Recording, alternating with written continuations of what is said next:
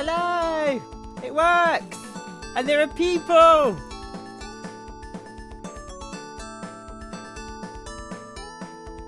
I'm sure I look great with this headset on. Ugh. Messes all my hair up and everything. I need to turn the sound down on this. That's a good balance. Hello everyone! I don't know how many of you know this game. Ayrton Senna's Super Monaco Grand Prix 2. As far as I know, it's the only game he put his name to under official license. I know... I mean, quite a few drivers had them. I'm quite sure Damon Hill had a race game. Mansell definitely did, but he was on the Nintendo...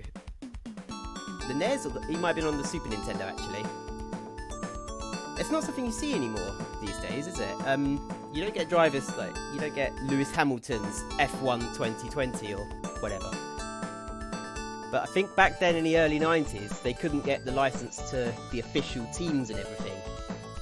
I'm just having a look through the names. Hello, Simon! You can all hear me okay, can't you? I have tested this, but it would be typical that it doesn't work now. 1, 2, 3. Yeah, I can see the little bar going up and down. Hello, Clement. Yeah, just take in these 16-bit tunes. And these tunes really work well when some people on YouTube have done electric guitar covers of them.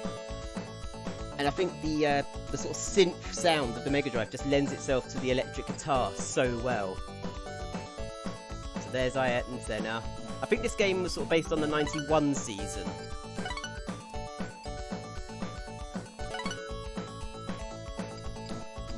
Which was Senna's final World Championship.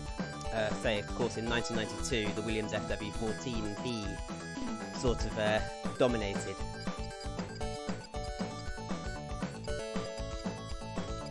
Let's put my name in. Oh, my name fits.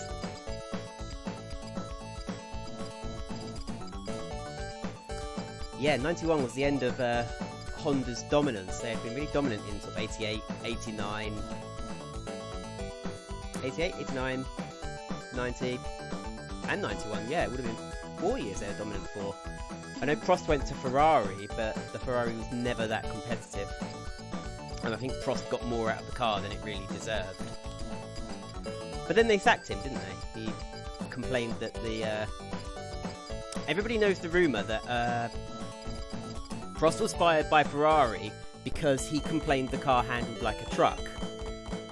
But that's only half the story, because he wasn't just sort of slagging Ferrari off. He was saying it handled like a truck because he'd lost the power steering during the race. So then it was really hard for him to handle. And so sort of half the story that came out in the press was Ferraris handled like trucks, and then Ferrari being sort of very precious about their cars. Fired him. Like if you've seen Rush and Lauda comes out the testing and says it handles like a piece of shit, and they're like, oh, you can't say that. He's like, why not? Because it's a Ferrari! So yeah, you can't badmouth Ferraris. Starting today, you're one of the elite.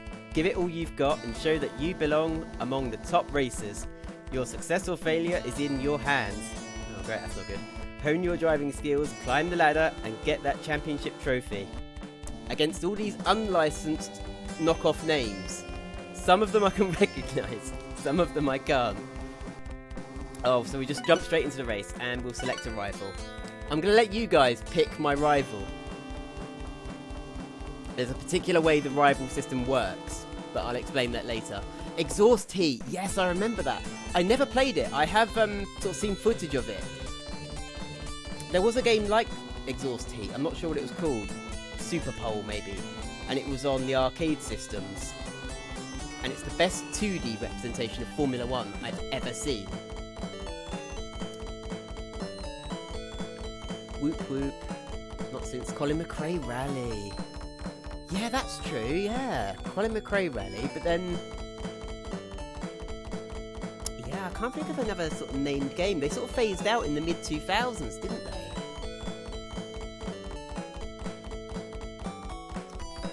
Go on. Who should I pick as... I mean... So Madonna is obviously McLaren. and S for Senna. Millions is supposed to be the Williams. We can have a look, actually. So this is supposed to be the Williams car. But the likeness isn't, even though the name says N. Jones, which is obviously meant to be like Nigel Mansell, the likeness, I think, is supposed to be Thierry Boutsen, who was a Williams driver in 1988 after Mansell had left. Firenze, red Ferrari. I'm gonna guess they've sort of gone for Ivan Capelli, because they've got an Italian rather than a Frenchman, which would be Prost. Best wall, that's Benetton. Dardan. Although you can see in the picture, that's totally Schumacher, just with darker hair. Michael Bloom, but he's German. Dardan. I don't know who Dardan's meant to be, because it sounds like Jordan, like has the same sort of... like, so, just... Jordan, but with D's, but Jordan were green, so I think that's Jordan, but I'm not sure what Dardan were. Although I'm quite sure that's Keke Rosberg. Just come back when you grow up. Well, I'm too old to be playing this game really, so it's the opposite. I'm going for automatic, because you get less power actually, so it's a nice balance. Also, doing gears is horrifically difficult on a sort of Mega Drive controller.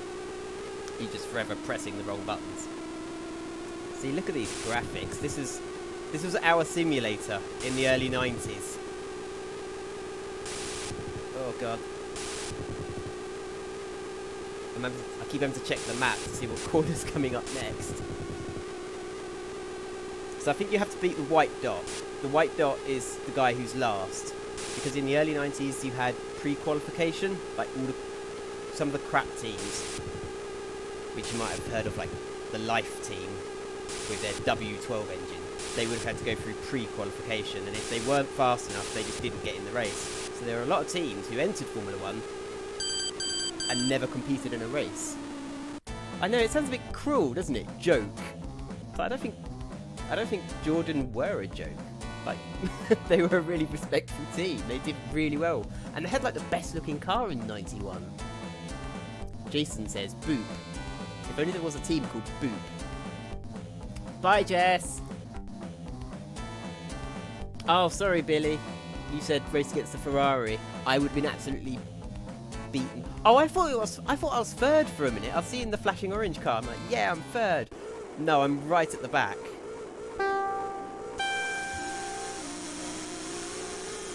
I think Senna speaks sometimes. He says things like, go.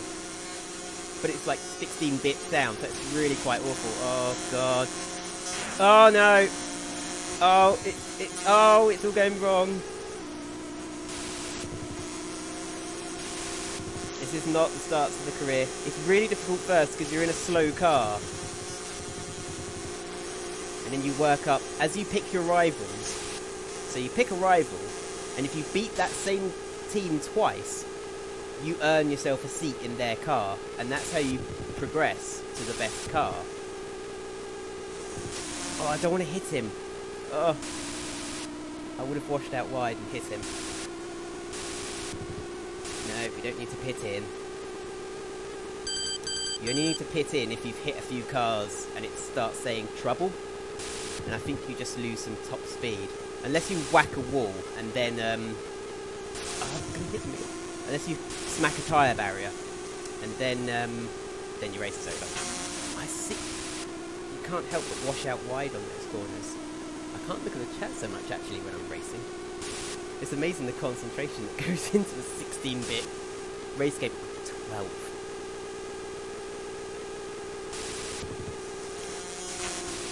Yes, I hit him. Well, oh crap, I didn't line myself up for the next corner. So every car I'm going against seems to be a Ligier. In the original, I think every car you went against looked like a McLaren in the original Super Monaco Grand Prix. Which is identical to this, really. It didn't have any graphical differences, and it didn't have any championship differences. Oh. The only difference was a couple of the circuits had changed. And as I'm talking, I'm forgetting which corner comes up next, because I used to play this I used to go over to my cousin Jamie's house, switch on his Sega Mega CD, and just play this religiously, along with Sonic CD. But I think anyone who knows me knows that I'm a Sonic fan.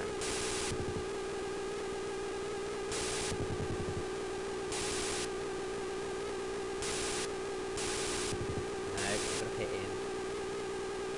When you pit in, it just looks like the car's sinking into the tarmac. Catching.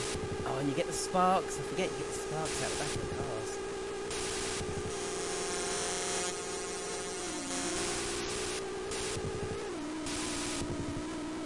It's more worth my while to brake rather than smack the back of him.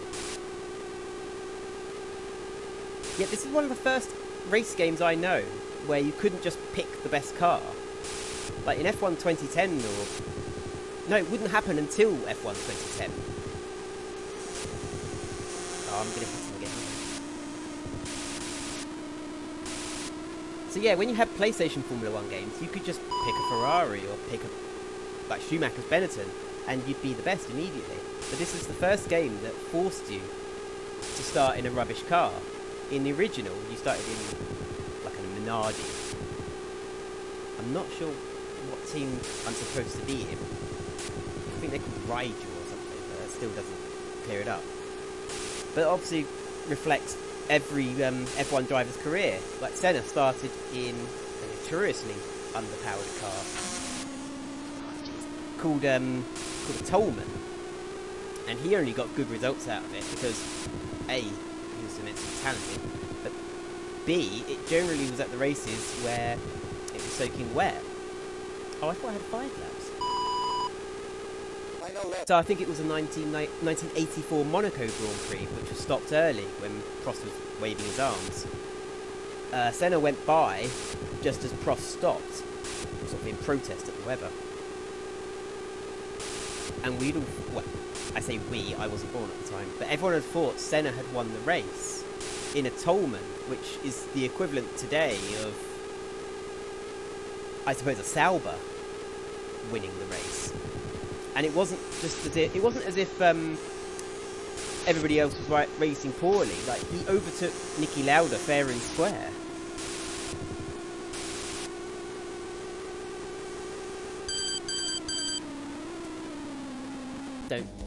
Don't judge me too harshly. That was a bit of a poor performance. So only the top 6 drivers back then get points.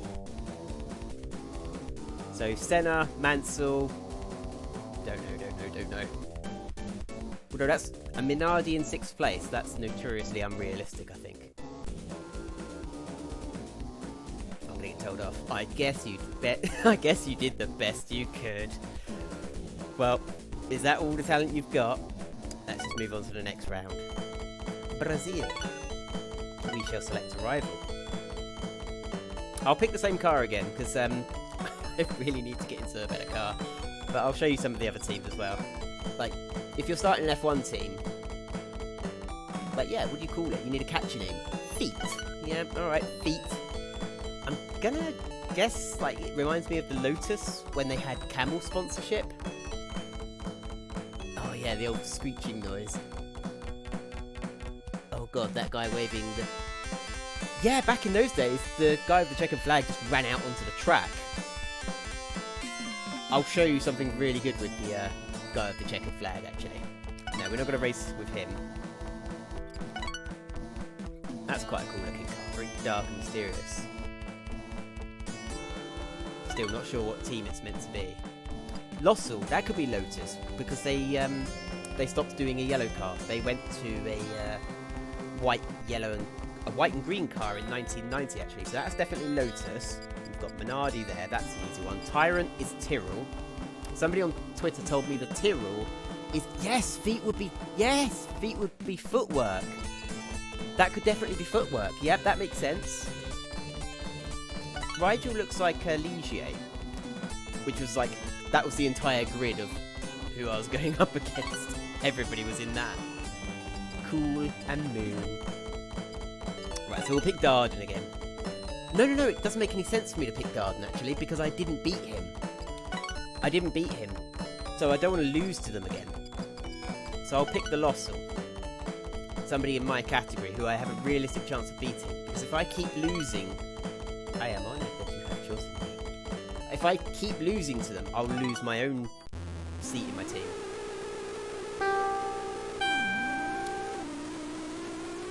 I think 91 was the first year they went to Interlagos rather than the Sao Paulo racetrack. Oh yeah, just like iRacing. Yep, can't tell the difference between this and iRacing.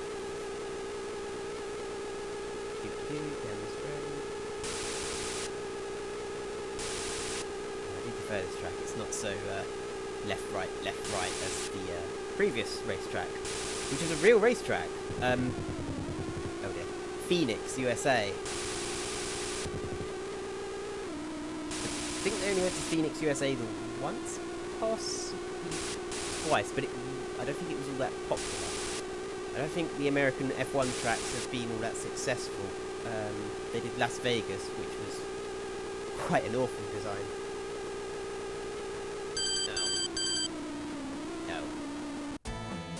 Oh. It's because I've chosen Master, isn't it? F1 crisps.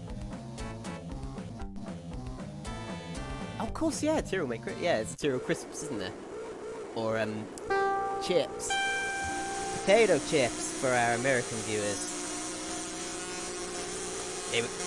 Oh, he weaved. No, he weaved. I'm honestly quite good at this game. Honestly. Oh, I hope my iRacing Formula 3 Championship goes better than this.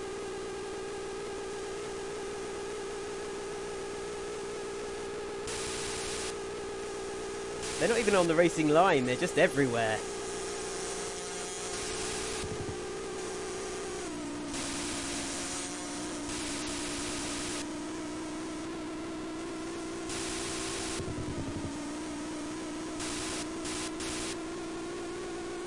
Oh, this is embarrassing. Come watch the pro Team Fordzilla racer on a 30-year-old video game getting beaten by 30-year-old AI. There we go. Yeah, great thing about this game is it even takes slipstream into account. So if you're right behind another car, you do get a speed boost, which I just think is really advanced for the time. They were putting a lot of details into this that they really didn't have to. Hey, there we go.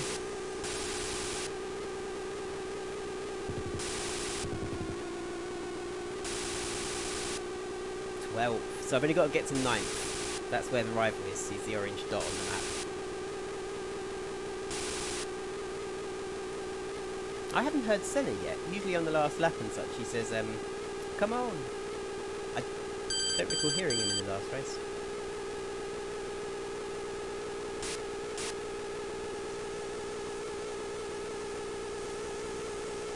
Let's see, slipstreams. There we go.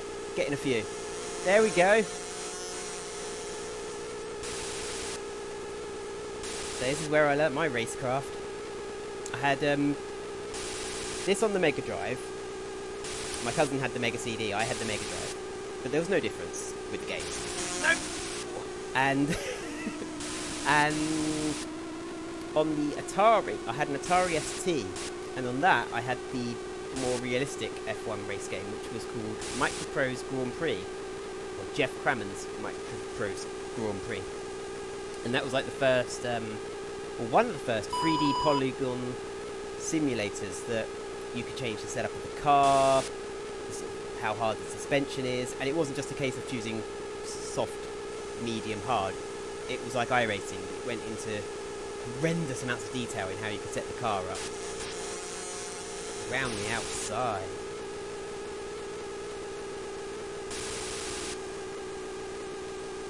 It doesn't make sense that I'm near the back, because, you know, I'm meant to be a rookie driver, a new driver, in a sort of back of the field car. So it does make sense. Sega were, primarily, they made arcade games. So when it came to making home conversions of their arcade titles, they had to sort of fudge in some longevity. because obviously it'd be no good having a home game that you could finish in a day or in an hour. Arcade machines only need to get your attention for 5 minutes and get you putting in quarters or 50p pence pieces. But when they made them for the home console, they realised, oh, we've got to sort of make the games last longer. So in the case of this, they added the World Championship mode.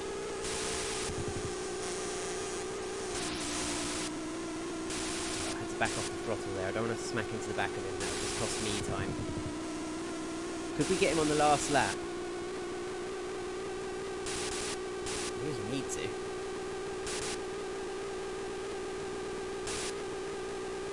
Let's have a quick look at the chat. Nice pass, nice pass. Yeah, all the skill in there. Had to rely on all my skills to get those passes done. Final lap. Oh, this was back when Formula 1 cars had proper engines, proper V12s, V10s and V8s. They'd just stopped having the turbo cars, and they were free to pick. They were free to pick a V8, V10 or V12. I think it was a maximum of 3 or 3.5 litres. Just got to keep ahead of this one guy.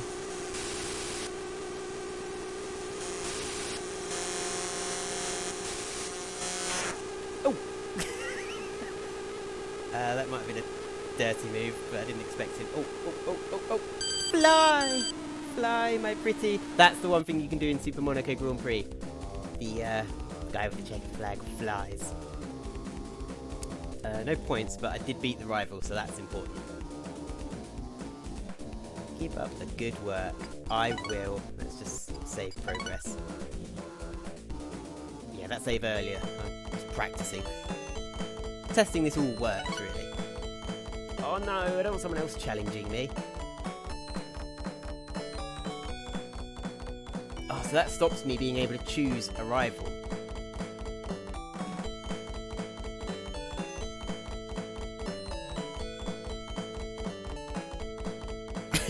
Yeah, I was just trying to block him. I didn't think he'd go into the back of me.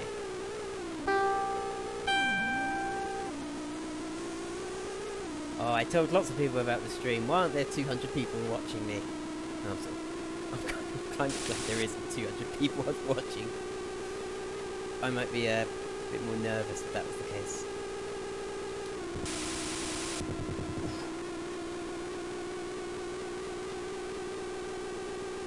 So, Imola. Yeah, if we're going through Ayrton Senna's history, or Ayrton, as he wants to be called, he told Murray Walker off for calling him Ayrton. Yeah, place of Senna, but also, let us not forget Roland Ratzenberger, who died on the Saturday. It's thought that a piece of his front wing got stuck under the front of his car, and so when he needed to turn right, his car just went straight on into the barrier at about 190 miles an hour. And horrifically, the whole world got to see that live. Obviously that shook everyone in the paddock, because it had just come after Barrichello's crash as well. Barrichello had a pretty bad crash, but he was injured, but well, he wasn't too badly injured actually. He survived. But Senna was quite shook up by Ratzenberger's death, what I recall, because I was only 7 years old when that race took. 7 years old when that race happened. I just need to block the dark blue car, so I don't really remember it. Like, as a 7-year-old, I understood death, but I don't think I understood that people died in sport. Like, to me, you know, sport's a game. You don't die doing a game you love. It's supposed to be something you love, it's not like, you know, you're not supposed to die doing it. And I thought, oh, you know, the cars are there to protect you. They've got helmets and everything, so I don't think I quite understood that he had passed away when it happened. And growing up, I was a fan of Ayrton Senna. Don't get me wrong, but I really loved following Nigel Mansell, the whole Red 5. So every time I'm in a sim, if I can have a Red 5 on my car, I will. It was the 1992 season that I remember best and really enjoyed. I think my dad recorded the 1992 season review on VHS, and I might have warped the video because I just watched it so much. It might have warped the tape a little bit. No, no, no, no, no, no, no! That's what happens when you crash. That's what happens when you crash. Goddamn. Many of my driving heroes died. Yeah, so many drivers died. It was Jackie Stewart who initially pushed for more safety. You'll get him next time. I can't lose to that guy again, otherwise I'll lose the race. See? Oh no, not Monaco. I don't like Monaco. Right, pick rival.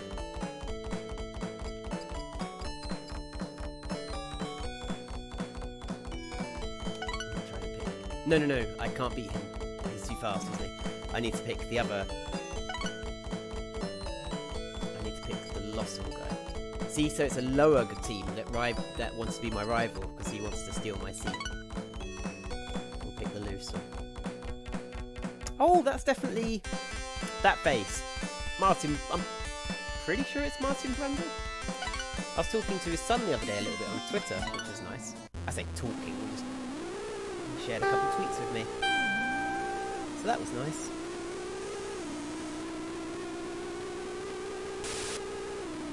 Yeah, I should have slowed down more for that hairpin at Imola, and I didn't. Oh, jeez.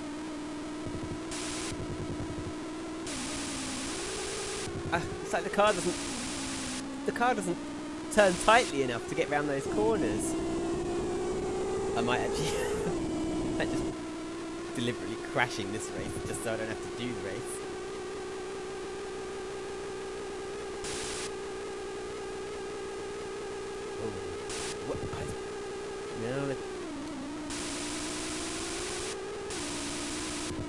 No, how am I meant to get round there? No! This game's rubbish. Ah. Yep, that's definitely Monaco. Look at those green open pastures next to us. I mean, they've done what they can for the barriers, I suppose. They've just put all these tyre things up.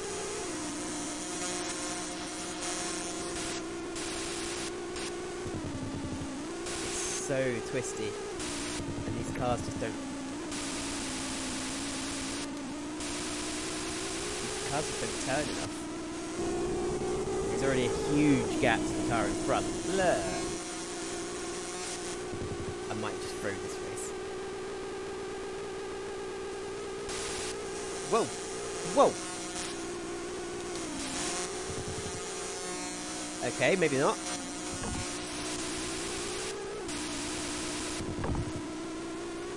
This is going to be a race where it's telling me I've got damage in a couple of laps.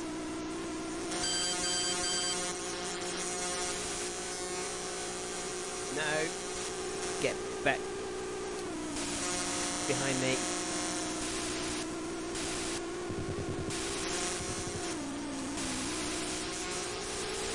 They just whiz past. I physically can't turn that much. That's 90s AI. Yeah, it seems to be really quick through here. Oh. Well, that was so quick I didn't have time to react. I physically can't turn more. Okay, so if I can... Oh! If I can stay ahead of the white and green car, we're good. Anyone else can go past.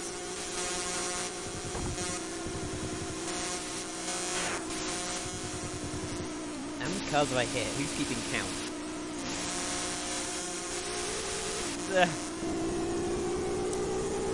The early 90s rule of these games were the more you tilt your controller in your hand, the more effect left and right has.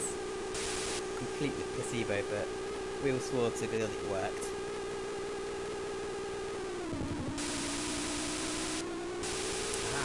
Maybe I managed that corner a bit better this time. Halfway through the race, look, how many do you have damage? No! You will not have the drink, Gimme. What? But is it on? You will not have the drink, Gimme.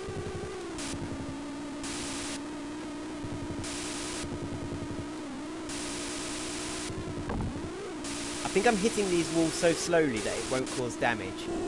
You can hit the wall at full speed and end your race like I just did, or you can sort of hit them at a medium speed and it feels painful, but it doesn't wreck your car, but it does slowly accumulate damage.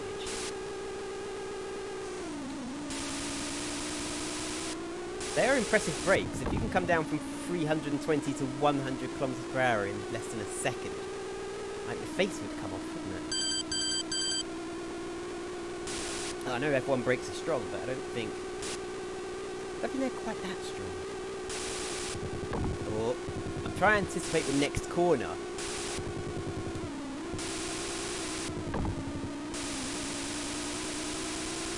Tilt the controller.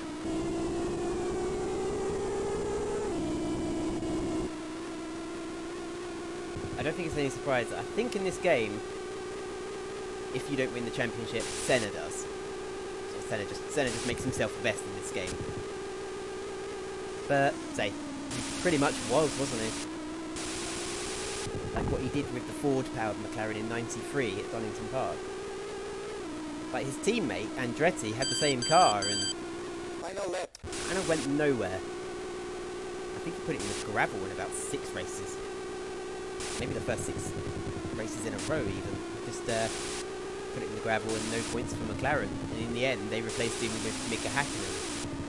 But the excuse they made was, oh, Andretti's going back to IndyCar and can't commit to the rest of his contract, just to save him a bit of embarrassment. Because whilst Andretti went from IndyCar to Formula 1 and failed spectacularly, Nigel Mansell left Formula 1, went to IndyCar and absolutely dominated, and he became the only person to hold both world championships at the same time. I say the IndyCar championship finished sooner than the Formula 1 did. Fly!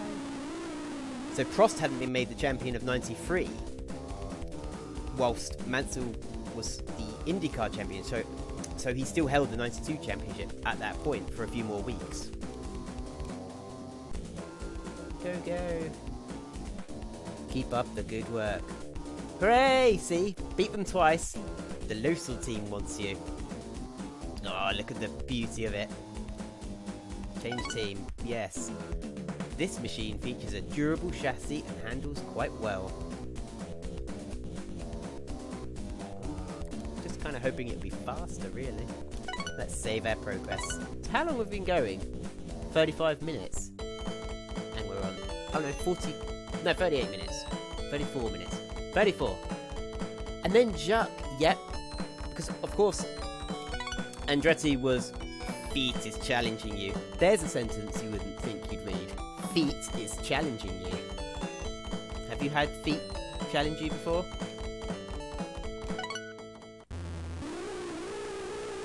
I do like the Montreal circuit de Gilles Villeneuve. But yeah, Jacques Villeneuve was successful in IndyCar, very successful. And then nearly won Formula 1 on his first season.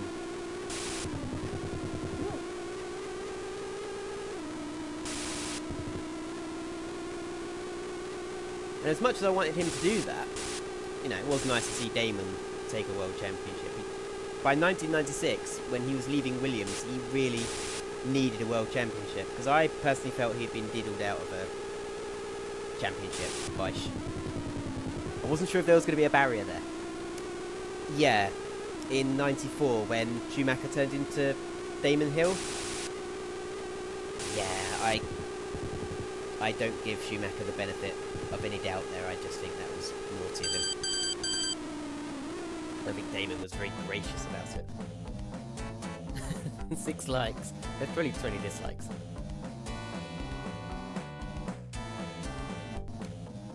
Better car, but it didn't really help my qualifying much, did it? Although I did make a mistake. Here we go. Oh, they swerved so badly.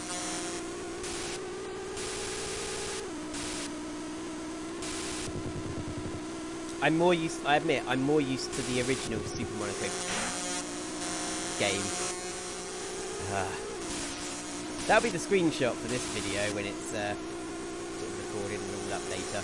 It'll be the white smoke coming out.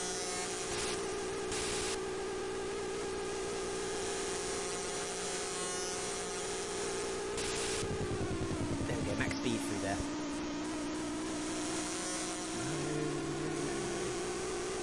And it's also because I'm on the master setting.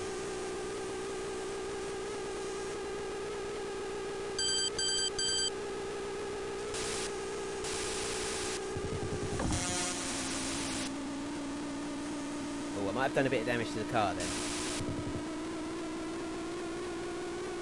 I'm not sure, it sounds a little bit different. Have I lost top speed? If I can't, no, I've definitely not. Oh, there's the feet.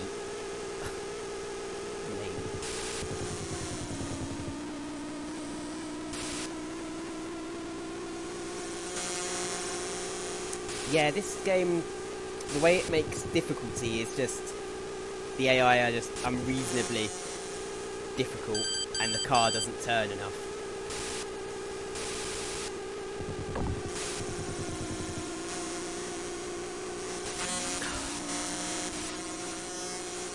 Halfway through the race at Circuit de Villeneuve, Montreal.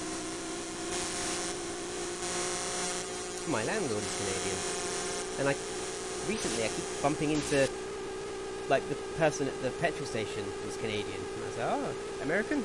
Like, oh, I keep thinking Canadians are Americans by their accent. I can't tell the difference between the accents. But I'm sure Billy could.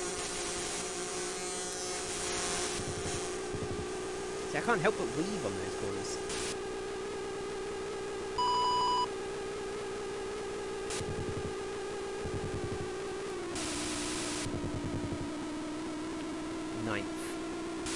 That'd be 2 points today, but back in 91, that is worth diddly squat.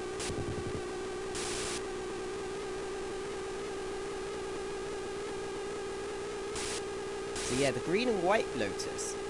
This was during Lotus's downfall. They were not the force to be reckoned with by 1901.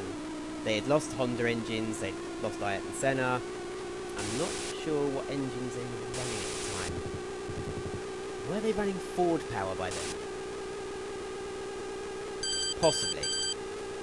I know in 92 they had good drivers. They had HACHINE and Herbert. 2 good drivers. 91, not so sure.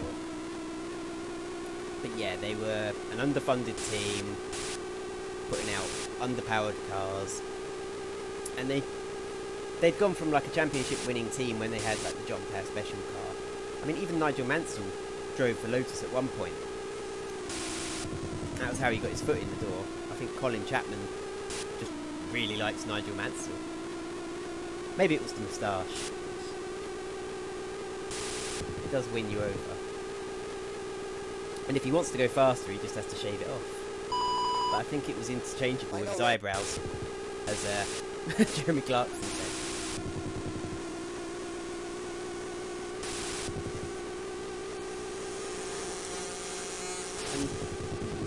You can't talk about Formula 1 without mentioning Murray Walker. I don't know if in USA, when you had Formula 1 on TV, I don't know if you had American commentators or whether you sort of picked up the BBC broadcast of it and had Murray Walker. But I loved some of the accidental nonsense he came out with. I didn't do that, he drove into the back of me. Will you fly?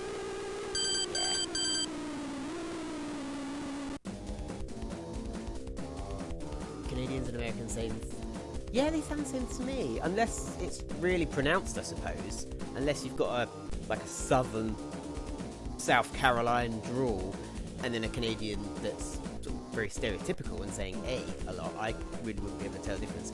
Anyone could win in this machine. How dare you? They're basically saying, Cammy, pick up the pace. We've given you a winning car. Oh, I do like this track. Right. I'm gonna pick a...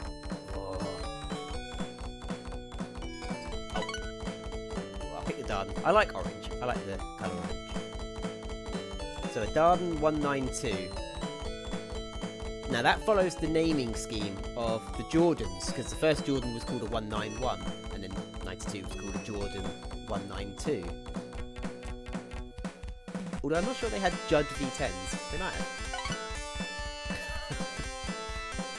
I'm growing up. The old Mexican circuit. Circuit de Rodriguez, I believe. What I remember about this track is it was notoriously bumpy. So when Mexico was back on the calendar recently in Formula 1 with the sort of reworked, they got rid of the final sort of parabolica sort of curve. I'm not sure they called it that. That's Monza's final corner. They got rid of that and sort of turned it into the stadium section, which they named after Nigel Mansell because of his famous round the outside take on Gerhard Berger.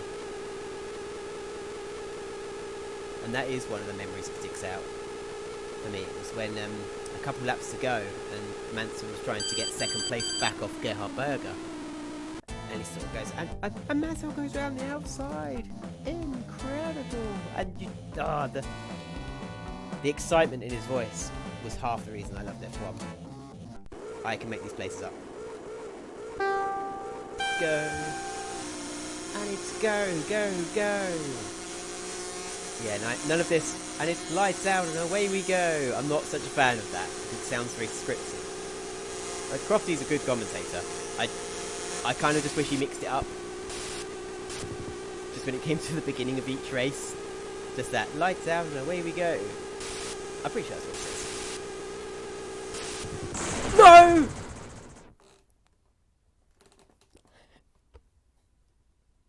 And I've got cramp in my leg.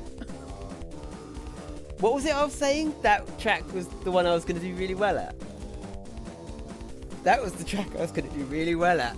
And the sign said, ouch. Just to sort of, just to hammer it home. You owe us for one race car. Is that how it works? If you wreck a race car, you have to absolutely pay it back? Let's pick the Minardi. I'm not sure who that driver is. I'm just trying to think of Minardi drivers back then. But the only one there's two I can think of. This is... I think this is Pierluigi Martini. And yeah, they may have been powered by Ferrari engines back then. Although I've just realised it has the same naming scheme as the Jordan. Interesting. Oh, God. No! No, don't say big fail. The sign said, ouch. Big fail. Yep. Overconfidence. Overconfidence. So this... Can anyone tell me what circuit this is? I know. But it's France, obviously, but does anyone know the actual name of the circuit?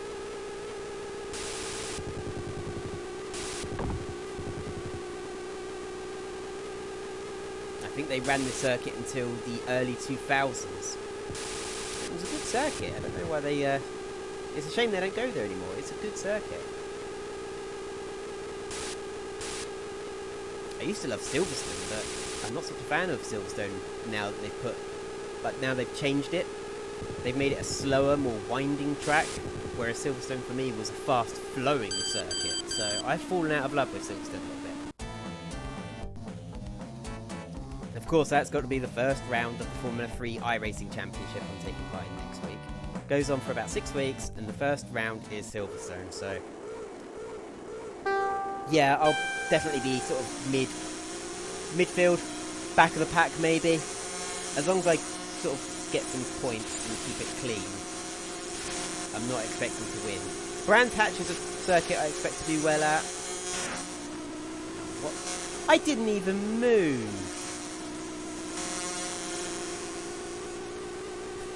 This isn't fair. I'm being publicly ashamed and humiliated. No. I didn't move and that car hit me and I got diddled with it.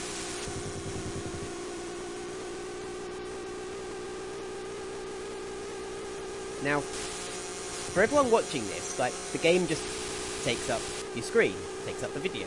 That's normal. For me, I'm on a 55-inch monitor. But don't worry, I've not got it full screen. That would make my eyes bleed, as I said on the tweet. I've got this game in a small window on the desktop. So I've got a 55-inch screen, but I'm only looking at, like, a 10-inch portion of it. Ah.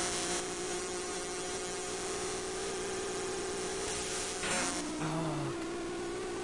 It's impossible sometimes. You can't see them. When they're alongside, you can't see them. Look at me getting my racing driver excuses in. Yeah, I'm definitely prepared for the iRacing Championship. I'll say it started developing a misfire as well. He's there, and I...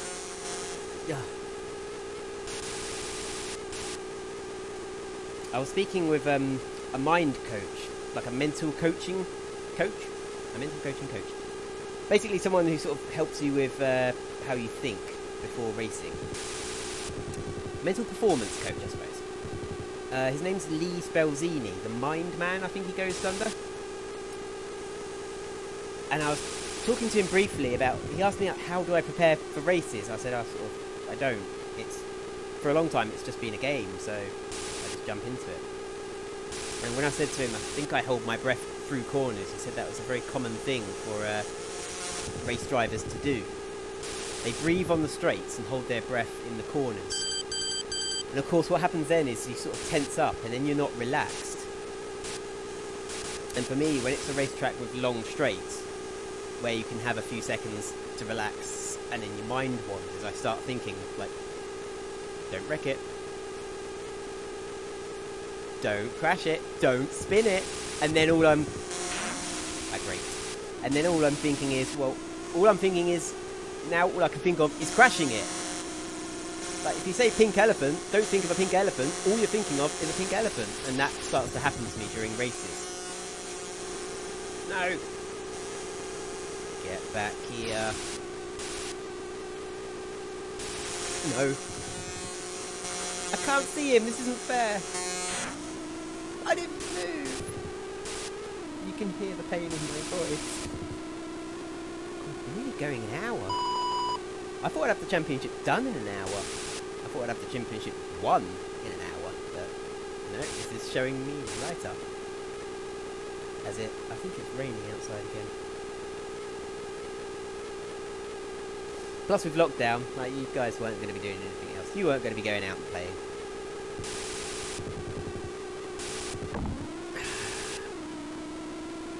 I was doing kind of well.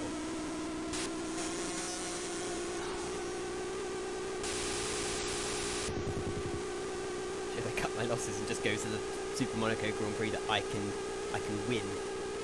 Yeah, in the first Super Monaco Grand Prix, you can essentially get to the best car in about 5 races.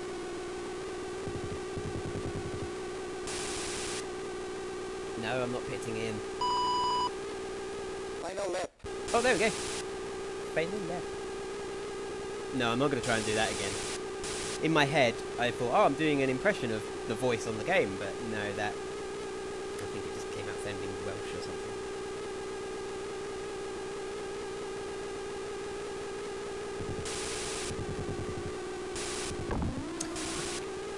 LOSEL, your car is rubbish. It's definitely not a problem with the driver.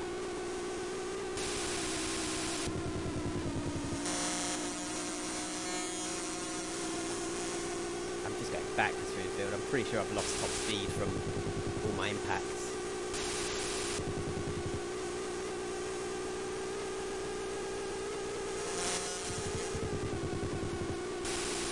Got that back, but that was pretty poor. Apologies for my performance. I'm getting in the top 10, but don't kick me out of the team.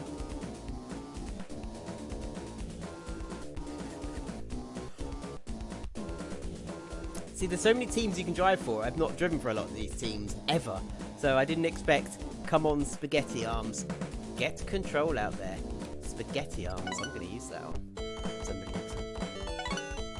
Yeah, select rifle. MINARAE. MINARAE. No matter how many times we race, the outcome will not change. Isn't that like the measure if somebody's insane? Doing the same thing multiple times and expecting different results. It's a sign of insanity.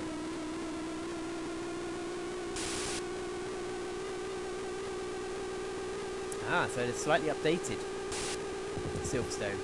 On the previous Super Monaco game, they used a much older layout where you didn't have that complex round at the end, sort of where Luffield is and Brooklands.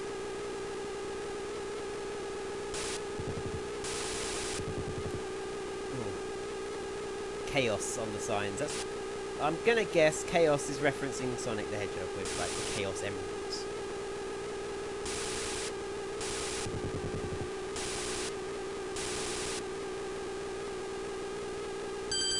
I did rather well then. I thought I'd get 6 or something. Who knew a game could be... I know, it's pretty brutal, isn't it? Like, come on, spaghetti arms. It's like, oh, I don't think even the coach on iRacing is that mean.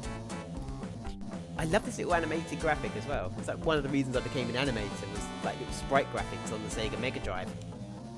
AKA the Genesis.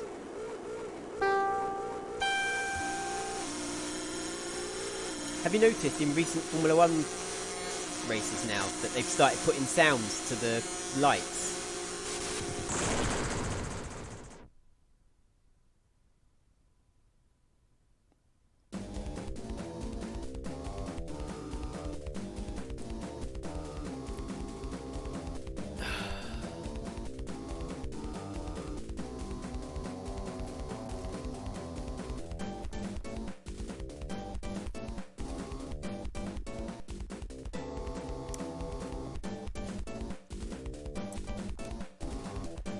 Yeah, that happened. Oh, they're so gonna kick me out. I owe you for 2 race cars now. Sega, I think that's just meant to be Sega, isn't it? It's blue. And the SC3000, there was a Sega console called the SC2000, so that's definitely just Sega.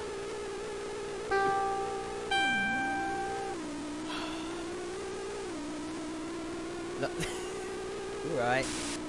Rub it in.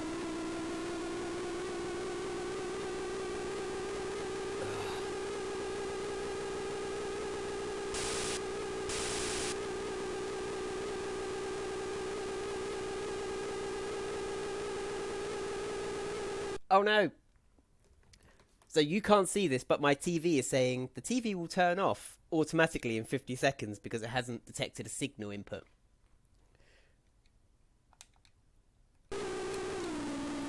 And then I pressed the wrong button, so that's going to affect my lap time. Oh dear. If my F3 rivals are watching this, they're going to be like, oh, we got nothing to worry about with Cammy. Nothing to worry about. She takes herself out of the races. Just avoid Cammy. Cammy is a calamity. Just puts herself into barriers. 15. 11 viewers. Who are you people? Say something. I will give you a shout out.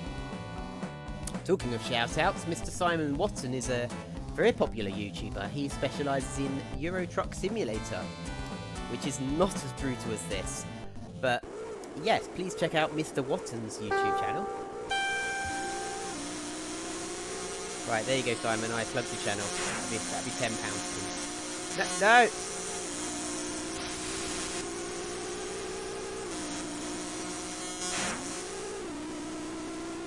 This isn't fair. He was behind me, hit me, and then got like a boost.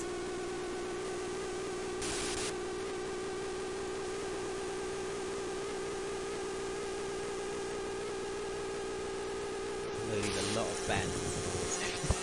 Uh-oh, we thought Kemi was good.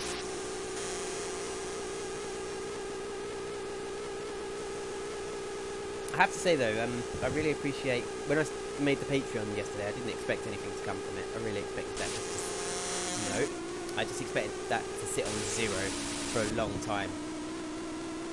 But after speaking with the year 1 guy from team from year 1, just talking business really, it was just like, well, the worst you can do is try. Like, the worst that happens is you get 0. I was like, oh. Yeah, I think I was worried about what people would think, like, oh, that's scrounging. But hey, if people want to support me, like, who am I to set it down? But I'm really appreciative of it. I want to try and get some stickers made up, get more art prints done, get them printed up when the local printers opens back up. God, imagine if there was a barrier there. I would have just smacked that and lost the wheel and ended my race and everything.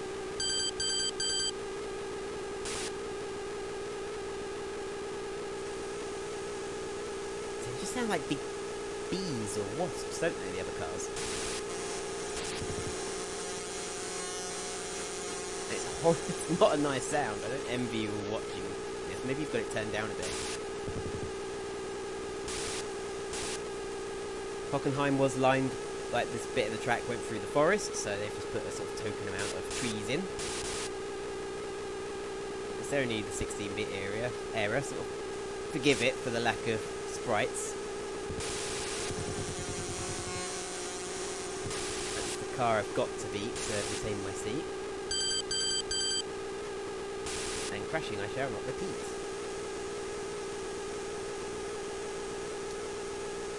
Making my way up the grid.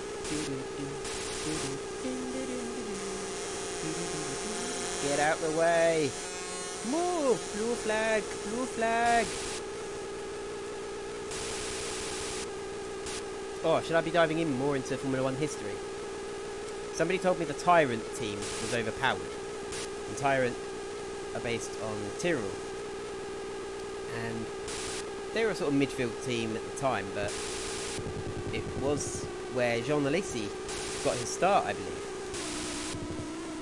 And he went toe-to-toe with Ayrton Senna at the Phoenix Grand Prix. And back then, John Alesi was hot stuff. He was hot property. Everybody wanted John Alesi, and he had contract offers from... He went to Ferrari, but he also had contract offer from Williams. So he was with Tyrrell, and he had the offer from Williams, but they wouldn't, I don't think, they wouldn't sign the contract. They just sort of kept stringing him along, and he kept saying, so, each race, he kept saying, so, are you going to announce me as your next driver? And it just sort of kept going along, and he was like, well, I need to sign a contract soon. So Ferrari approached him and offered him a seat. And he said, well, I can't accept the seat because I've got a contract sort of in development with Sega. with Williams. But Williams at the time were trying to get Nigel Mansell back. So I think they were waiting to see if they could get Mansell out of retirement. Because after the 1990 season with Ferrari, Mansell retired. So they were trying to coax Mansell out of retirement. So if they couldn't get Mansell, it would have been likely they would have had John Alesi. But because they weren't quick on that, Ferrari said, look, join Ferrari and we'll pay out your contract or your dealings with Williams. And yeah, what race driver wouldn't want to go to Ferrari? Like Charles Leclerc in his second season went to Ferrari. But for John Alesi at the time, that was a horrifically unlucky move because Ferrari were going through a real slump. And in '92, they produced one of their worst ever cars. It was horribly balanced. It was underpowered. It had a V12. and the race-winning teams had V10s, which were just much more powerful. Well, it wasn't even so much the fact they were more powerful, I think it was just the fact they were lighter engines. The V10 engines were much heavier, and they were falling out of favour. I think Ferrari were the only team running a V12, and they ran it up until 94. And everyone remembers Ferrari being really successful with Schumacher, but that era for Ferrari didn't begin until Jean Todt joined the Scuderia. As I say, when you talk about Ferrari, you have to say Scuderia. And I think it was because of him they phased out the V12s, and then they slowly became more competitive. Even though in '96, when Schumacher had joined, like, he was still struggling in a, you know, so-so car on 16th.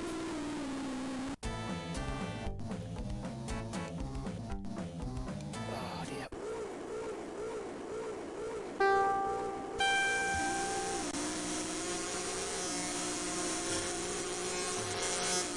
I think their movements are scripted. They always, well on the grass, they always do the same sort of movements at the start of a race. You can't turn the wheel very quick. That's as quick as you can weave. I braked. You all saw me.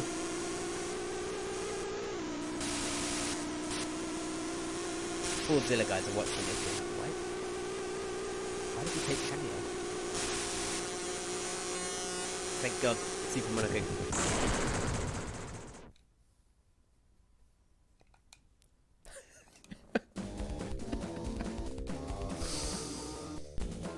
Oh. Fine. Oh, and Sonic runs along the bottom there, if you hadn't noticed.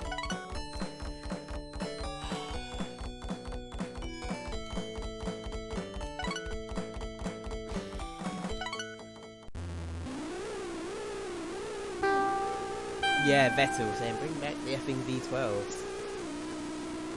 They made a great noise, but they weren't all that competitive, unfortunately.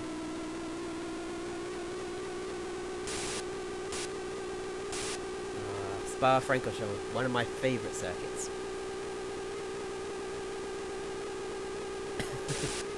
As I say, oh, my favourite circuit, I'll probably just bin it into a wall again, won't I? It's very hard to tell where you are on the circuit, because there's obviously no reference, there's no visual reference points. I have to keep checking the map.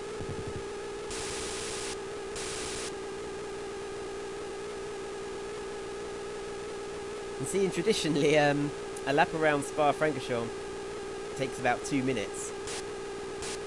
Back then in F1 cars it did anyway. I just did it in 50 seconds, so gives you some idea of the realism we're going for here. So you get Enterprise's lights. And it's lights out and away we go, and Cammy will probably put it in a wall again.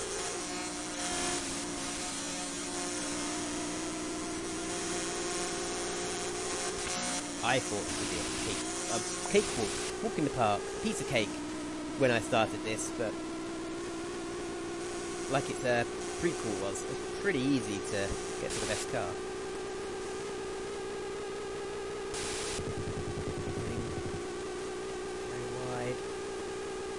Of course, Senna didn't just go from Tolman to McLaren. He had a period at Lotus as well. He replaced Nigel Mansell, actually. So, in '84, Nigel Mansell was in the Lotus paired with Elio De Angelis. And Lotus chose to keep Elio De Angelis. They didn't see Mansell in the future of their team. Maybe they didn't see him as, you know. I think Elio De Angelis had won the teammate battle essentially. He had finished ahead of Mansell more often than Mansell had finished ahead of him. And so for 1985, Senna joined what was then the Lotus John Player Special Lotus team.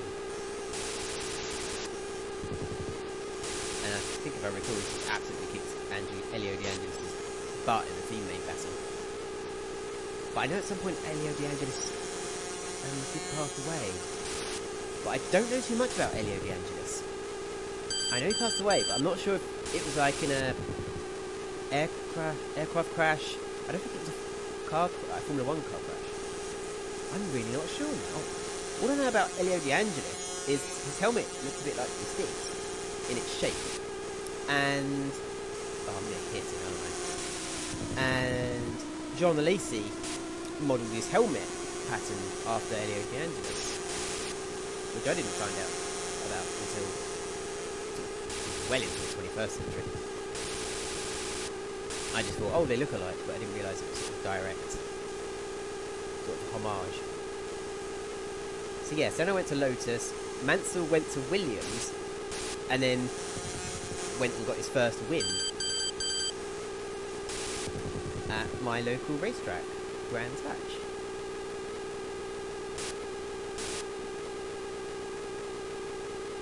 And I thought Mansell had red 5 because, like, I don't know, like he likes Skywalker from Star Wars or something, because Luke Skywalker runs red 5. Red 5s, what was it? Red 5 standing by. But apparently he just had red 5 because it was when you had two numbers like 5 and 6 written in white, they're quite hard to distinguish from each other. So having a red number made it easier to tell which car was which.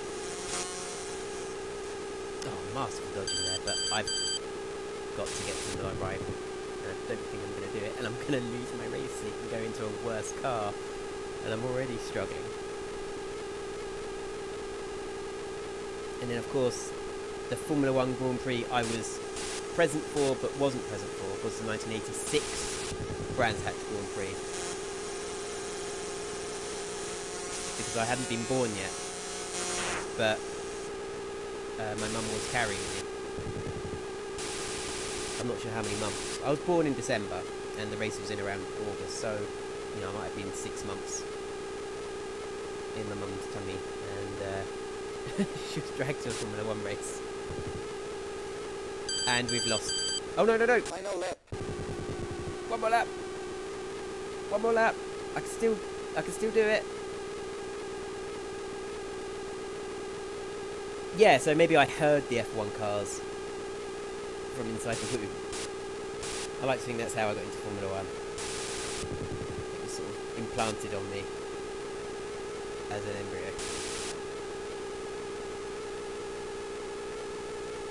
Then of course back then Formula 1 was so exciting anyway. Like, you really didn't have to work hard to get somebody into Formula 1, you just showed them it on BBC and it was like, yeah, this is awesome.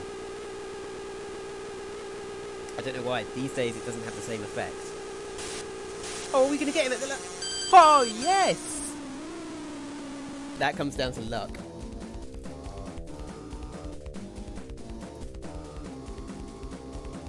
Brands Hatch is a glorious track. It's one of the few tracks where you can stand at one vantage point and see more than half the track. So if you go to Silverstone, you're standing there or sitting in the crowd and the car just goes whoosh, and then you sort of have to wait a minute and a half for that car to come back. Whereas at Brands Hatch, you can see them do most of a lap from one point.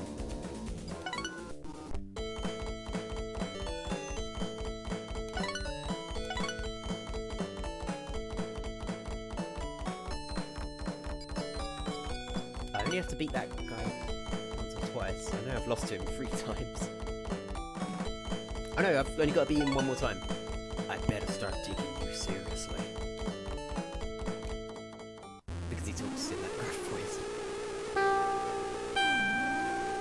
Monza, famous for that hot air balloon.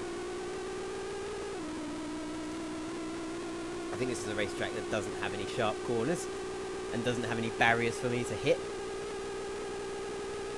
That's the trouble. Some of these circuits are just made to sort of not be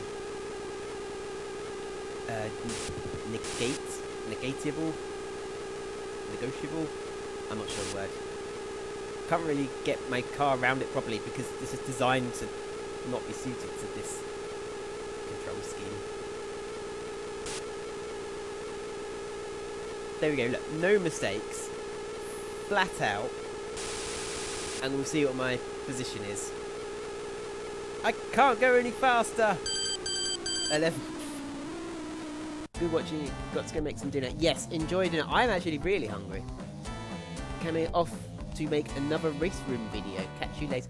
Thank you for stopping by, Simon and Sabine. Really appreciate it. Thank you for Sabine actually as well, because you were one of the first people on my Patreon. So thank you very, very, very, very much. Have a lovely evening as well. What are you making, Sabine? Oh, she's probably already gone, isn't she? I think she's making for dinner, but...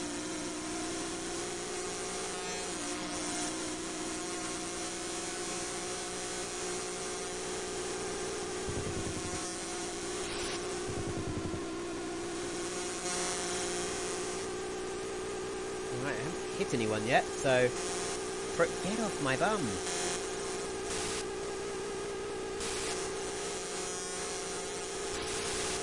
That's Lesmo. I know those corners. Lesmo 1, Lesmo 2. And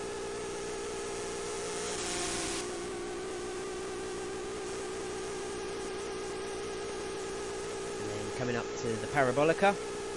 This is the corner where on Gran Turismo Sport I broke the steering wheel.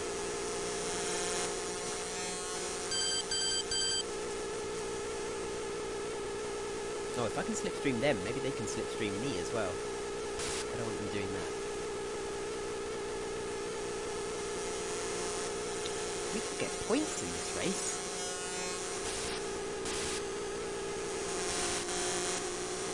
Oh, I don't need to brake. I just need to come off the accelerator for a second.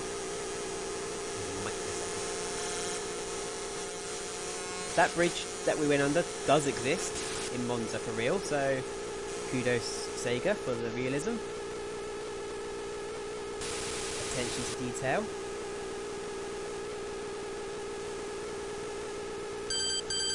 I'm too far away to get the slipstream from that car, but we'll just follow the racing line.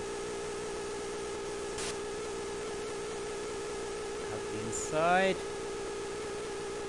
And then the chicane where I remember Vettel spinning it.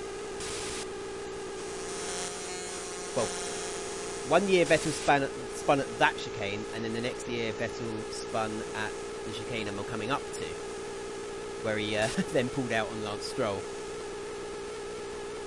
And Lance Stroll, he sounded so angry, but then just said something quite gentle. He's like, he came back onto the circuit like an idiot. I was really expecting him to say something more harsh than idiot. I mean, it sounded quite innocent and adorable. And Lance Stroll's one of those drivers who he's very polar, very dividing in opinions. Like, some people like him, they think he's nice, you know, he's a young guy, he's cheerful, he seems sort of smiling. And then some people seem to really dislike him, like, oh, he's just had his way bought into F1 by his dad, who's obviously sort of invested in the Force India team, or Racing Point now. But yeah, people were like, oh, you know, Lance Stroll doesn't have any skill, his dad just bought his way in. But, you know, Lance Stroll did take that Williams to a podium finish at the Kazakhstan Grand Prix. And I was watching a video, a YouTuber called like the Crazy Yank, and he was doing a video about Lance Stroll, and he feels the same. He's like, he's not a big fan of him. But looking back at his sort of Formula 3 days and such, Lance Stroll does have talent, and he was really good at it. I just think with his dad there, people just assume, like, oh, daddy's paying his way. But no, he's actually got some talent. I mean, he hasn't got the best of machinery at the moment. I mean, that Williams car, it was pretty good, because he partnered Massa, and then the next year, Sorokin. Like, you know, Sorokin didn't last. And I think Sorokin was definitely a paid driver. I'm glad Williams have, I think they've done away with paid drivers. I don't think Nicholas Latifi, maybe he's a paid driver. I say, George Russell definitely isn't. George Russell's a megastar, who's, I'm pretty sure is going to be world champion at some point, going on his Formula 2 performances. And I hope Lando Norris is as well, because Lando Norris signed my steering wheel. So it would be lovely if he became world champion. Because I met Lando Norris at Autosport in Birmingham in January when I went to Autosport show with Fordzilla. I got a point! Un point! And yeah, he well overstayed his welcome, signing autographs and everything. I think the next guy came on stage to do his talk and was like, "Oh, Lando, you still here?" And Lando was just going around signing autographs and such. And everyone was holding up paper and magazines and photos and such, but I had taken this steering wheel. So if I show you. Well, one of these steering wheels. Not this one. The one is in a cabinet, but one of these steering wheels. I'd taken that along and I was sort of holding it out, like, please sign it. Please see that I'm not just an autograph hunter. And we'd been told to line up for autographs on the left, so we lined up on the left, and then he started working his way right and sort of going round the crowd. And we're thinking, hang on, I was standing over there, I came over here because you told us to queue here, and now he's gone over there. But no, he went all around the crowd, made sure that, especially the kids, he made sure all the kids got their stuff signed, which was really lovely of him. He did see the steering wheel and he signed it. This is going to be a track I'm going to bin it on, isn't it? He signed the steering wheel with, I've sort of taken a gold Sharpie pen along. So, I've got a £250 steering wheel that I can't use now, because one of the other people there getting something autographed, they told me about how their friend got a steering wheel signed by Vettel, but then they kept using the steering wheel, and slowly over time, even a Sharpie on certain materials doesn't last. And so yeah, that person's Vettel autograph slowly rubbed off because they kept using it. So yeah, even though it was something I couldn't really afford at the time, well, I sort of bought a pre-owned wheel just so I didn't have to use the signed wheel. So that is safe.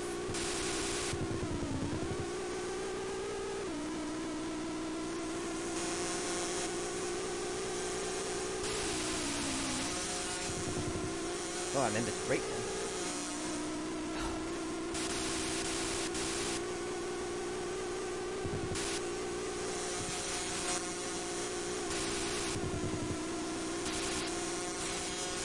Oh, I thought it was going to hit me. Slipstream in.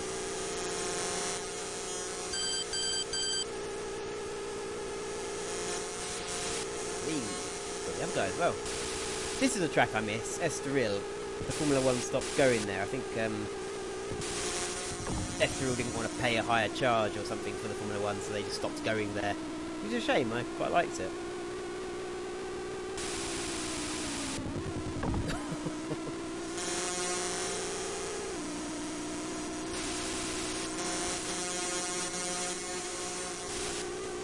Being very careful not to hit anyone.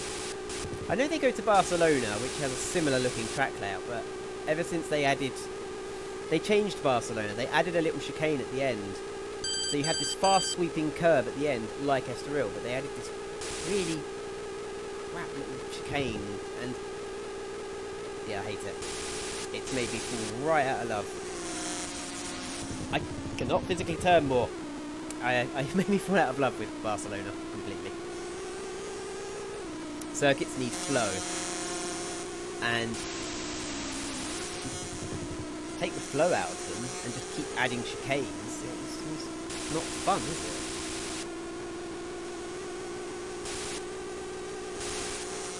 You're just slowing down the cars. And I guess they're just doing it for safety purposes, because it certainly doesn't add any drama or action.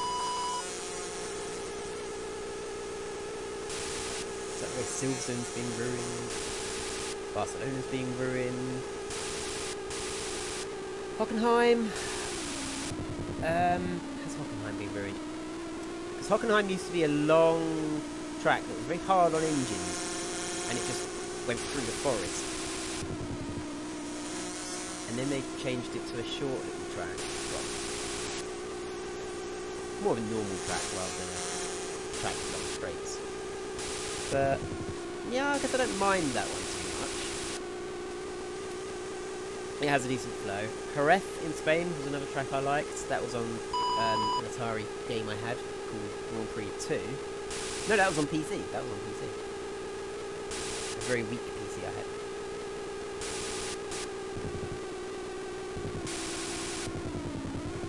I did that a little bit faster.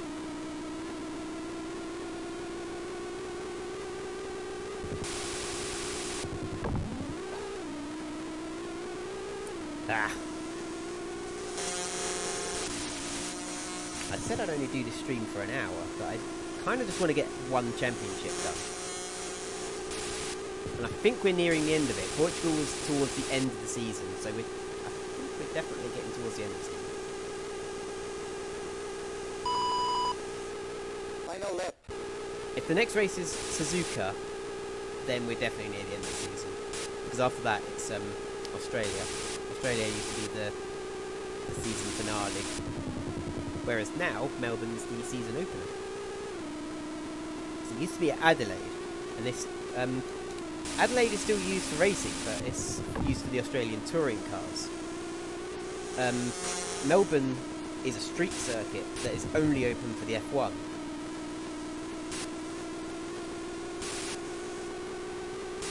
And so this year, with the whole virus and everything, they had it all set up, closed streets for the race, and then the race didn't go ahead. So that probably cost Melbourne a bit of money to sort of close public highways. I saw the ouch signs. Circuit of the Americas, I don't like it that much. It's one of those Herman Tilke circuits. Several circuits that all look and feel the same, because they're all designed by the same... Oh, Spain. Spain's usually round 5. They're all designed by Herman Tilke. So you get tracks like Sepang, Circuit of the Americas, I think Korea was the same, the Sochi racetrack in Russia. They have a couple straightaways, a heavy braking area, a long sweeping curve, and I just find them, they're always built on very flat surfaces. So whereas you've got Spa-Francorchamps where you're going up and down hills, the Herman Tilke circuits, I just find them very boring. So, Circuit of the Americas is the least bad of his circuits. I will give him that. But it's not a circuit I know all that well. It's not a circuit I've got all that much passion for. But then again, my passion for race circuits is probably based on the circuits that Formula 1 did. That's a lie. I do quite like Road Atlanta. I love the Road Atlanta circuit. I only found that on iRacing. I instantly fell in love with the place. I know my friend AJ loves Road Atlanta. He went there for a mini Le Mans race. As a spectator, not a driver. My bum was hurting. I liked Russell more than Lando at the start of last season. Now I view them equally. In my opinion, Lando redeemed himself for me last year. How did he redeem himself?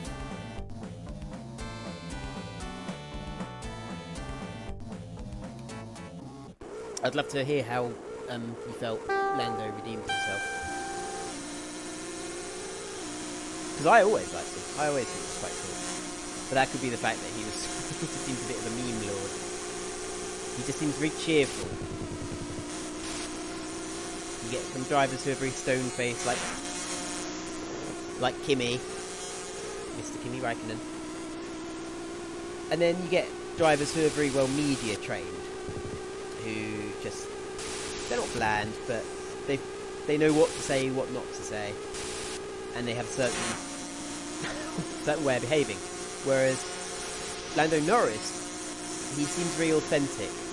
He has a childlike wonder to him that is a breath of fresh air.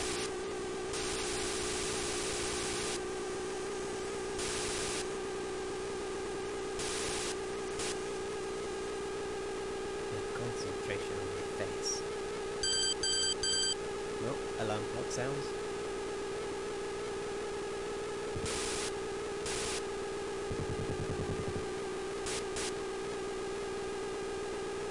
Yeah, as Hojol said, it does sound like every car's got a rotary engine in the back of it.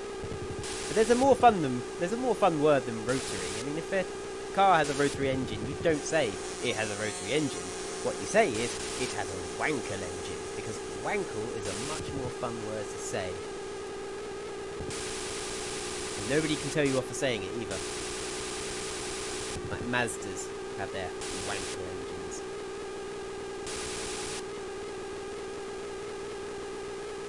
Because it sounds like the swear word that Americans don't say at all. It always sounds strange hearing Americans say it. Yeah, now the cars are spaced out and they're not all bunched together. But I'm not in so much danger of hitting them.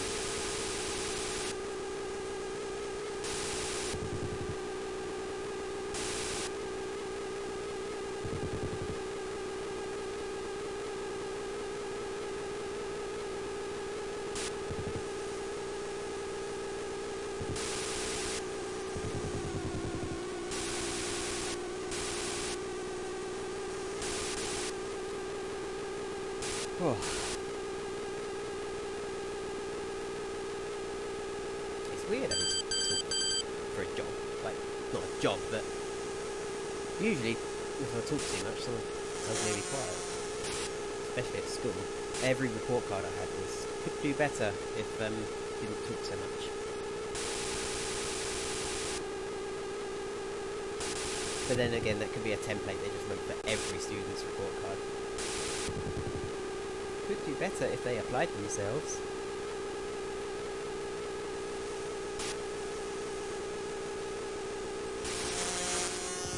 I'm trying not to hit it. I'm still trying not to hit it.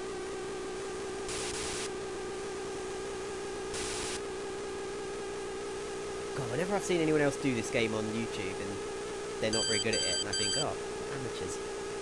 But it's genuinely difficult. Oh well, we'll slow down.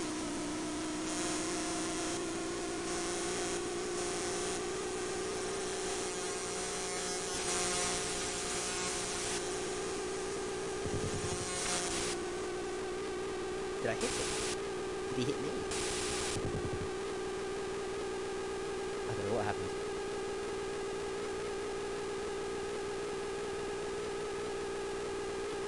I know I loved Formula 1 in, like, the early 90s period of Formula 1, but I think I started to fall out of Formula 1 when, it might have been when Schumacher was dominating, actually.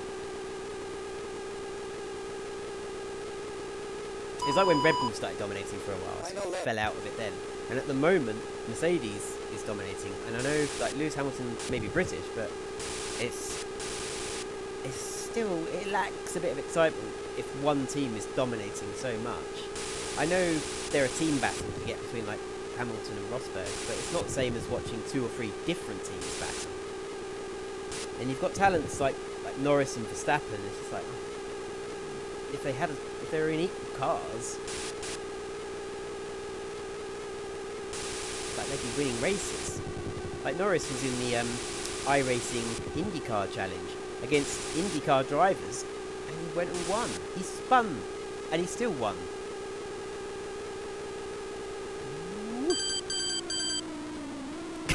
How dare you? Come on, spaghetti arms. I always thought the wankle engines made power by wobbling. Is that a technical term, Hojos? Yes, and the wankle engine, how does it produce energy? Well, it produces energy by what we call wobbling.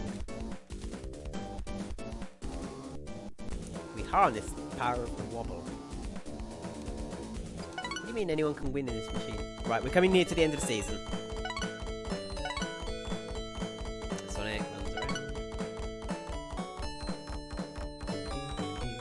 Sonic appeared in one of these games before the Sonic game even came out, so Sega teased his appearance for a long time.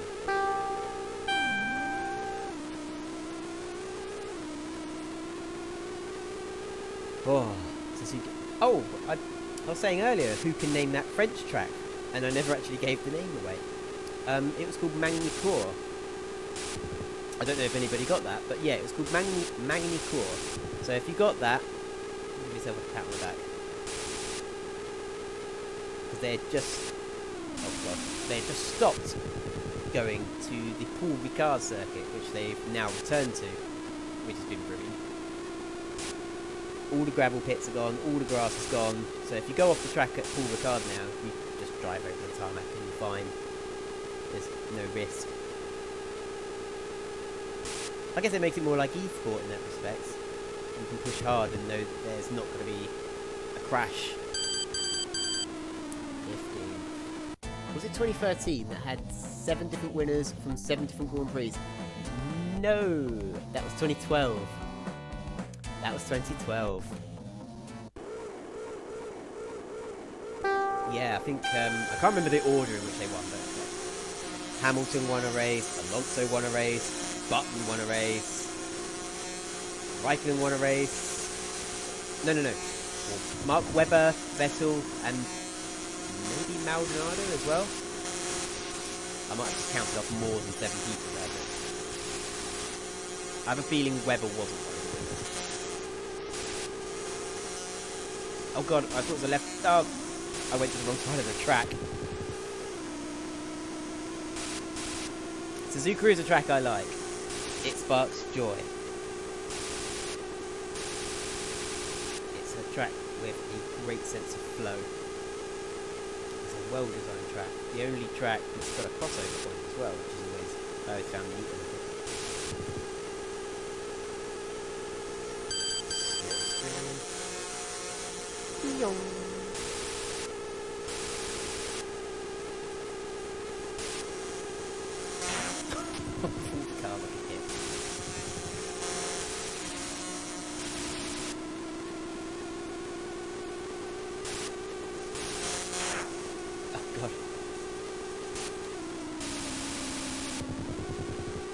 I've got an itchy nose, but I've got to wait until I'm on a bit of a straight before I scratch it.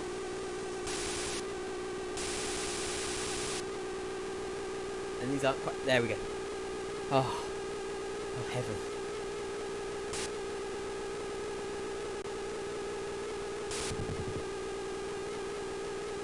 Oh, that chicane.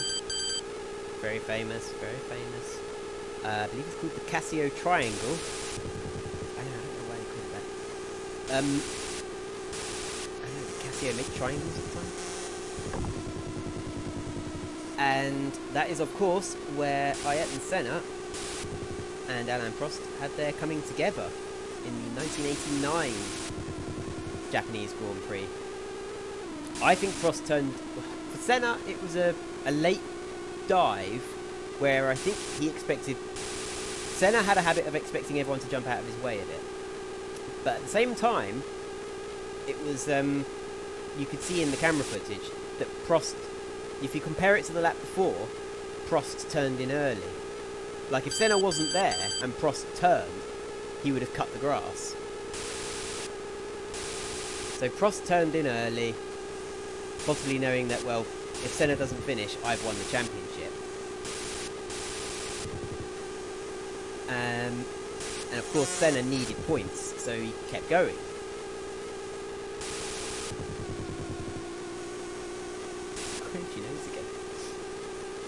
But then he was disqualified afterwards for sort of bizarre reason that they disqualified him on the grounds that he'd rejoined with the escape road and therefore cut the chicane.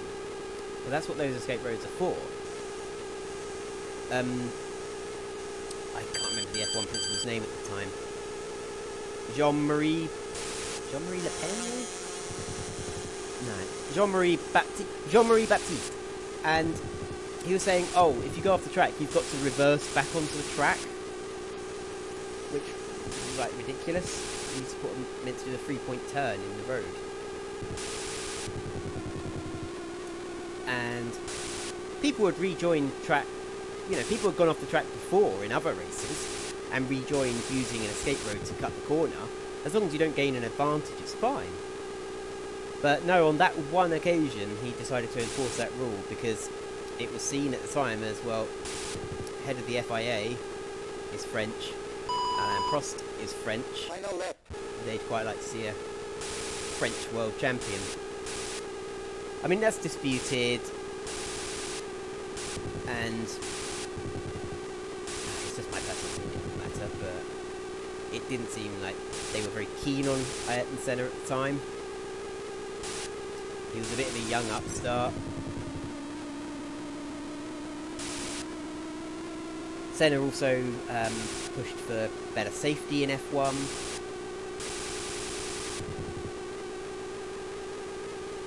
And again, at the time, I think it almost seemed like you watch some of these behind-the-scenes footage of like drivers' meetings, and F1 looked like a bit of a dictatorship at the time. It was an unfriendly place. Hey. Balestra, yeah. Balestre. Jean-Marie Balestre.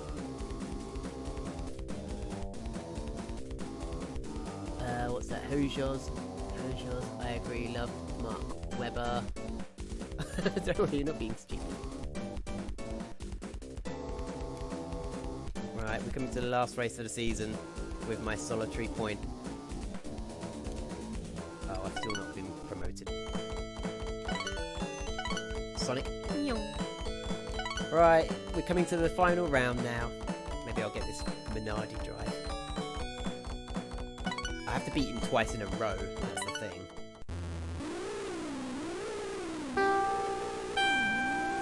Here we go.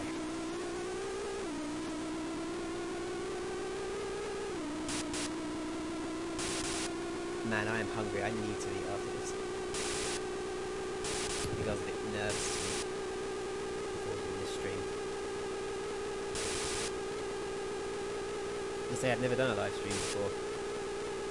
Well, I've done them on the spur of the moment, but I've never done like a proper scheduled one. I was hoping a few of my... Well, I've got my friends here. I was hoping a few familiar names would drop by, but I don't know, maybe they're having dinner or something. Maybe they're busy.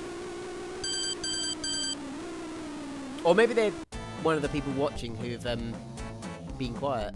Because I know there's some people watching, not talking. Terminal Go! Crazy Hunty the Punty sent me. Ah, Hunty the Punty.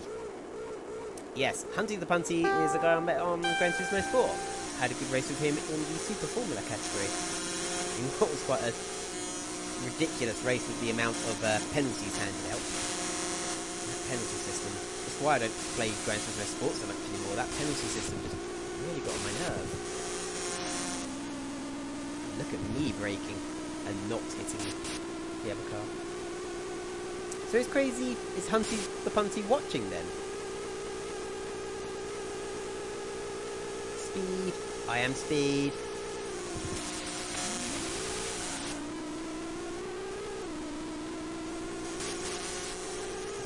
I don't know where I could have gone. Speed. No. Speed.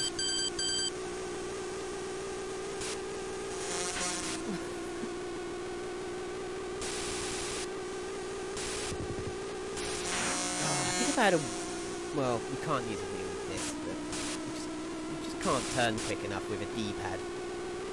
You have to wait for his little arms to do the animation. And I do love the little animation of his arms, but that's the quickest I can turn. I have to slow down for that.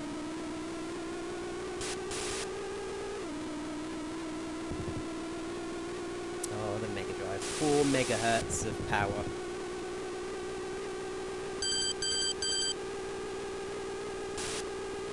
Interesting difference between the American and the British version of the Sega Mega Drive, aka Genesis. The power ones are 50 Hz and the American ones are 60 Hz.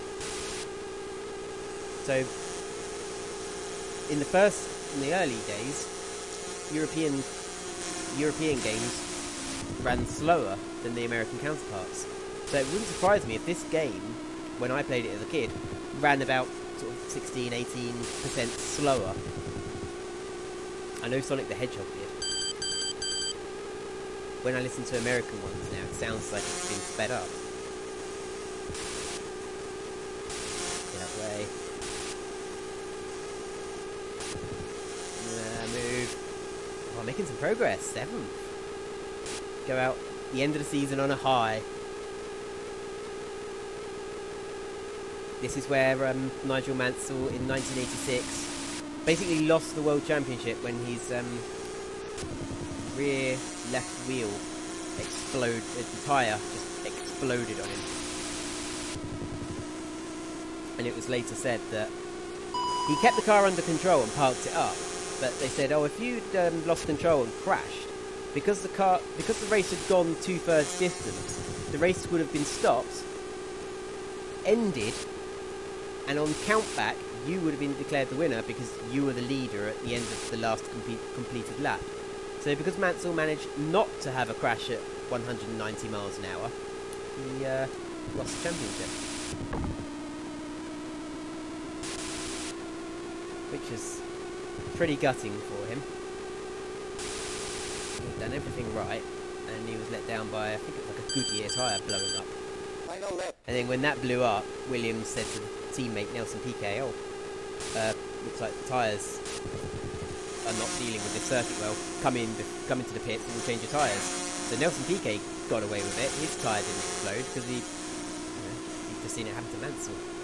He'd heard about it happening to Mansell. Kind of wish it happened the other way round. Kind of wish it was Piquet's tyre that blew up and then Mansell. Because they had a fierce rivalry. Now, Piquet was just quite a bit unfair to Mansell. Underhanded tactics, especially when it came to people they knew and the media. There we go. 7th.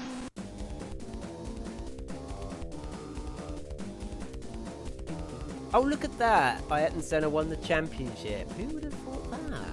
Who had their money on Senna winning the championship? Ah, there we go. Not last. That's all I could hope for, really, wasn't it, after some of those performances?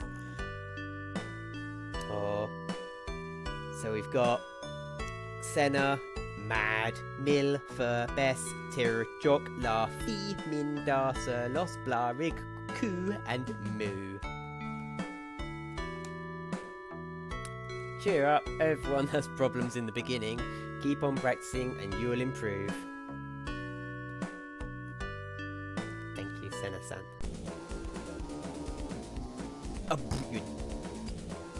Oh, there's a glitch! There's a glitch! It says next year and next round on top of each other. I'd never noticed that. I'll save my progress. Because hey, maybe I'll do this again.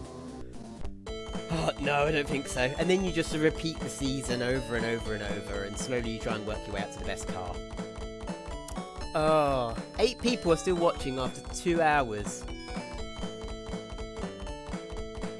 Thank you so much for watching. I'm going to end it there. We're coming up to an hour and 40 minutes, aren't we? So I'll end it there. Thank you very much, everyone, for watching. Thank you to the Patreon supporters. So the Patreon's been going a day, and I have 5 patrons. Like, share, subscribe at youtube.com/CamiRacing. My Patreon is patreon.com/CamiRacing. I'm on Instagram at instagram.com/CamiRacing. And I'm on Twitter at twitter.com/moo. No, it's CamiRacing. So yeah, I'm gonna have to click the end stream button. Oh, spaghetti arms. Oh, spaghetti arms. Thank you, Terminal Goat, for turning up. Thank you very much for the congratulations on 300. From tiny acorns, mighty oaks do grow. So I think I'm just a little sapling at the moment with leaves, but yeah, I look forward to 400 subscribers. So I've got to lean across. You can have a little look. I'll show you my setup a little bit whilst you're here. That's getting caught up. Oh, the wire's pulling tight, isn't it? Let's just undo this, and I can show you around a little bit.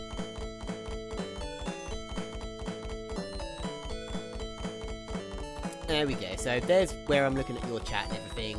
There's my Lando Norris signed steering wheel. I've got Dreamcast, Mega Drive, Nintendo Wii, a TIE Fighter, a Saturn V rocket, the art print that I've had on sale on my Etsy store. Again, CamiRacing. Fordzilla, merch and Sonic the Hedgehog and a drink that I didn't drink from enough. So, thank you very much, and I will end it there. Good night, everybody.